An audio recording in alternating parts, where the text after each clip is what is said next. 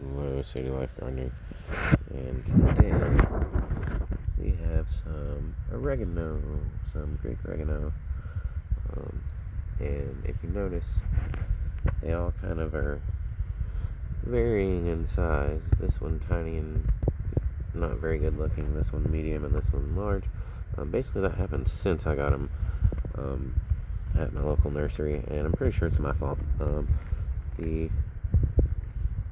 If I can make it focus, they are a little root bound, and that happens sometimes when you buy plants instead of starting them from seeds, because trust me, it can be hard to sell a plant. I've tried before. You just got to pick the right ones. I think there's a reason you don't really necessarily see tomato plants a lot of the times at nurseries, and if you do, it's really probably their like little pet projects for their gardens. Is because everybody grows tomatoes here. Like, nobody wants to buy a tomato plant. They already, like, why are they going to spend $1 on it? They already have 10, you know? So, it can definitely be hard to sell a plant. So sometimes, they sit around longer than they want to before they get sold. And sometimes it's just up to us to do a good job in rejuvenating it. And what I've done so far to do that is I'm using this garden soil, which, I'm sure the people in the nursery would tell me that it'd be better to use potting mix, and I'm sure it would. It'd be a little more aerated. It's basically the same blend, except for they swapped the perlite for sand in the lawn and garden, because it's kind of more meant for like filling in bare spots in your lawn, or it'll even tell you on the front like the purposes it's good for. Filling in bare spots in your lawn or garden, or just making a good foundation for a gardening project in a bed, though they mean not necessarily in pots, just because you want a different kind of a mix.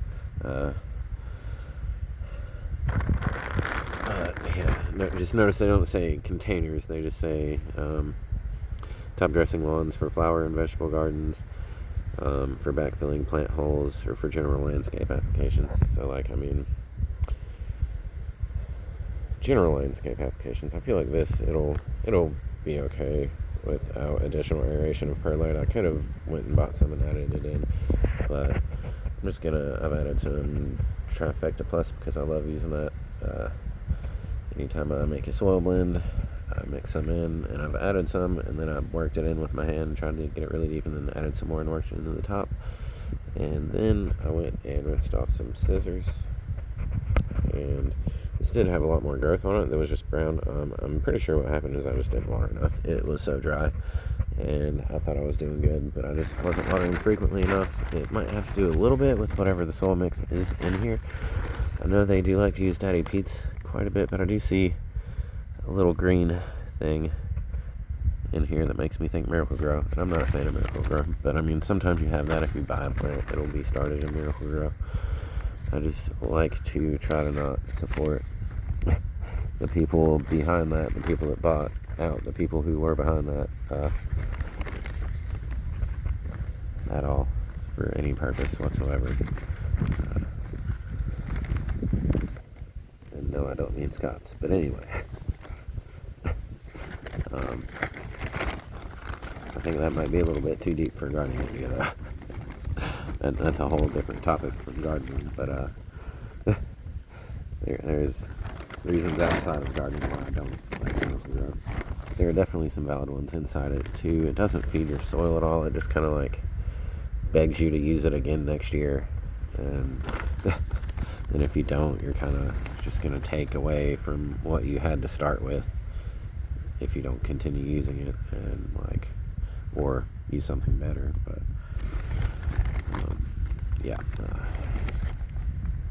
I'm not a fan of anything Miracle-Gro whatsoever. Those people do not have your garden in mind. Trust me. Trust me. Give me one moment. I'm going to two-hand this and save some time. Basically what I'm going to do is pick up the bag and just fill it around the pot, and then firm it in some, make sure I have it at a good level that I want, for height, and I'm pretty sure I do. It's going to be like right there, but it'll be in the middle. It'll be fine. And once I have it firmed in around it, then you take your pot out, then you have like the perfect size hole.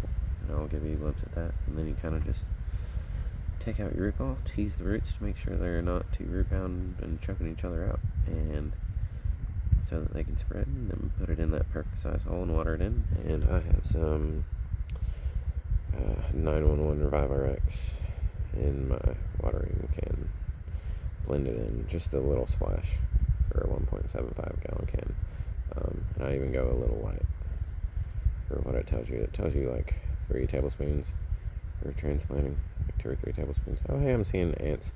They're in here cutting leaves and carrying them off. I wonder what that's a leaf from. I don't think it's from this garden phlox or these strawberries.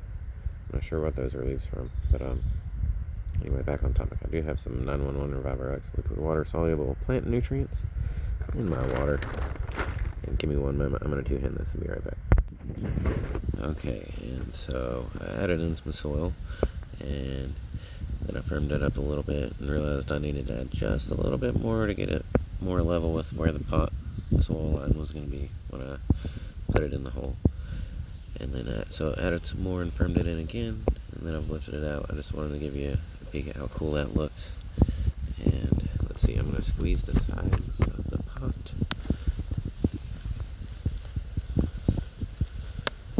I don't know if it was actually $4.99 or if I know that same day I did get a discount on another, what was it, on the cantaloupes. This one of those wasn't looking too hot. Get them in the ground. Give me 1 moment. I'll be right back with you. And here's what we're looking at. And yeah, I'm gonna take my other hand and tease some of these roots. I'll go ahead and pause for you.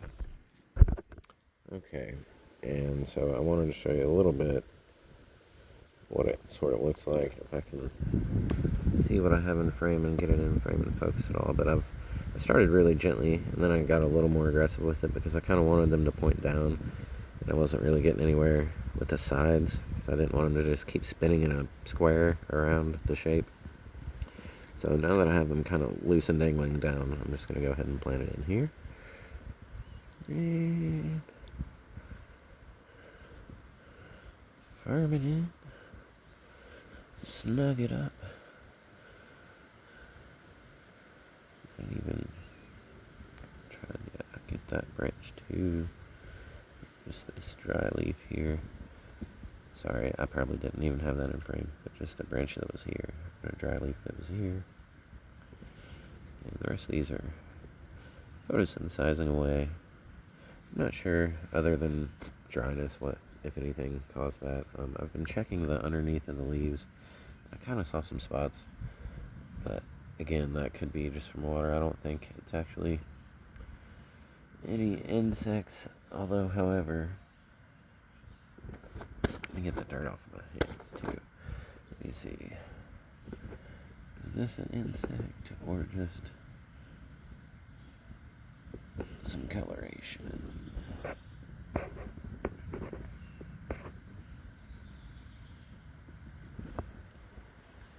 No, that's just some dirt splashed up or something. Yeah, I don't think it was an insect cause. I think it was just dryness. So I'm going to go ahead and do these other 2 off camera and catch back up with you. And just to keep you posted as we go, we got 2 of them leveled up and transplanted. Nothing watered in yet. I'm going to pause and keep going with 2 hands. Alright, so we got 3. Ready to go. And there goes the soil. Oh, squish my other guy's bag. Matter of fact, come here. Just lean me right here. Lean. There we go. And I'm going to go ahead and move this here to go back to the side here in a moment. Ignore the mess out here. It's currently the seed starting season, and some other things are processes in motion. So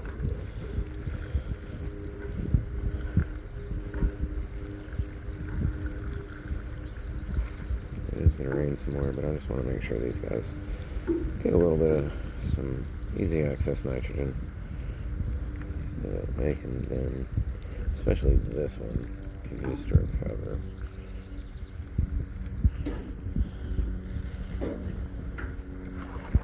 I'll just kind of spread this around to everyone as well. Shake it, shake it. Shake it like a Polaroid.